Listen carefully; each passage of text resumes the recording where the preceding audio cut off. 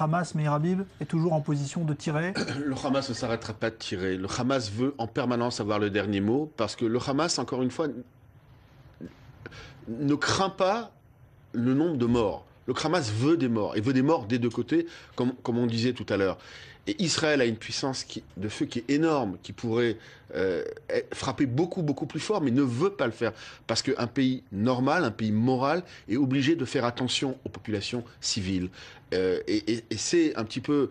J'ai longuement parlé au Premier ministre avant-hier, Netanyahou, et il a comme objectif de faire en sorte que démanteler les tunnels et faire en sorte que la majorité des armes, en particulier des roquettes et des missiles aux mains du Hamas, soient détruites. Tant que ces buts ne seront pas atteints, et là je crains que la guerre continue, en particulier lorsque les chefs du Hamas sont cachés à des milliers de kilomètres que là dans des hôtels 5 étoiles au Qatar ou sous terre. Eux, ce qu'ils veulent, c'est des morts, des morts, des morts, des morts et des morts. Donc c'est un cercle vicieux. Les Israéliens ont accepté, malgré la pression de la rue, malgré la pression de toute la droite de Netanyahou. Netanyahou était prêt à faire des cessez-le-feu à plusieurs reprises. Les seuls qui sont responsables, les seuls qui refusent de cessez-le-feu, c'est le Hamas.